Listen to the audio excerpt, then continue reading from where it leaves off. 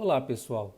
Nesse podcast do Academia Explica, falaremos do tema 526 do Supremo Tribunal Federal. E nesse julgamento, o Supremo tratou da seguinte questão: poderá existir direitos previdenciários à pessoa que manteve durante um bom tempo e com aparência de família uma união estável com uma outra pessoa casada? Bom, vamos lá. Nesta situação, nós estamos tratando da análise dos efeitos jurídicos possíveis em relação àquela pessoa que manteve mais de um relacionamento ao mesmo tempo. Então, uma pessoa que era casada e manteve durante o seu casamento, na constância do seu casamento, um outro relacionamento, formando, portanto, uma outra família. Havia decisões que consideravam a boa-fé das duas famílias, né? Ou seja, na verdade, se fosse um homem que tivesse mantido um casamento e uma união estável, a gente perguntaria se as duas mulheres teriam, não, ou principalmente a segunda, né, da união estável, conhecimento, né, do outro casamento, da manutenção, da persistência do outro casamento. E eram concedidos benefícios a ambas se fosse determinado, decidido ou constatada a boa-fé.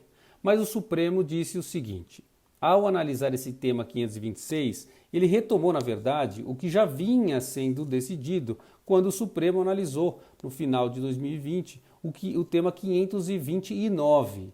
Naquele tema 529, o Supremo fixou a seguinte tese: aspas, a pré-existência de casamento ou de união estável de um dos conviventes, ressalvada a exceção do artigo 1723, parágrafo 1º do Código Civil, impede o reconhecimento de novo vínculo referente ao mesmo período, inclusive para fins previdenciários, em virtude da consagração do dever de fidelidade e da monogamia pelo ordenamento jurídico constitucional brasileiro. Esse tema 529 deixou claro, portanto, que o Supremo entende o seguinte: o que está valendo é o que acontece primeiro, ou seja, se é casamento e depois vem união estável, prevalece o casamento e é só ele que vai dar efeitos previdenciários. Se há uma união estável valendo e depois vem uma nova união estável, prevalece aquela união estável que começou. Ou seja, a pré-existência de um casamento de união estável dá a esses participantes dessa relação inicial de um casamento ou de união estável os plenos direitos previdenciários. Qualquer relação conjugal posterior, ainda que exista durante o mesmo período deste primeiro casamento, dessa primeira união estável, não poderá dar direito algum, não gerará direito algum previdenciário. Tá?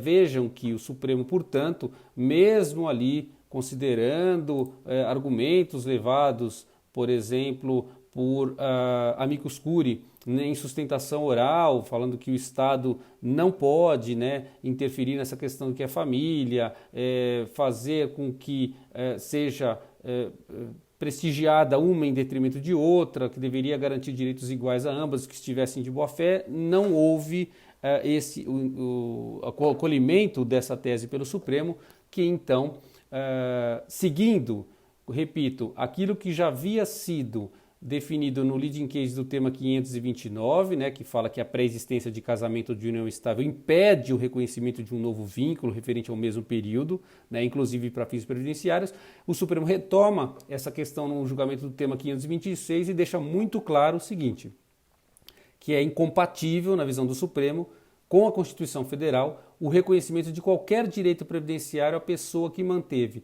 durante um período, uma união estável com outra casada.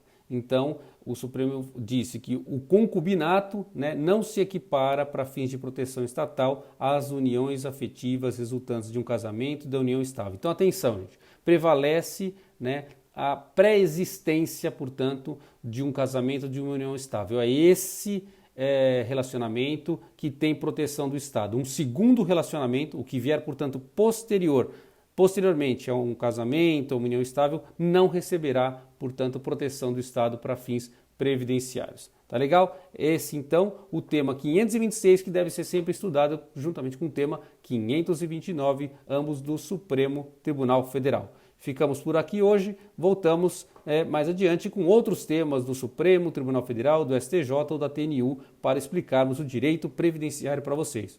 Um abraço e até o próximo podcast.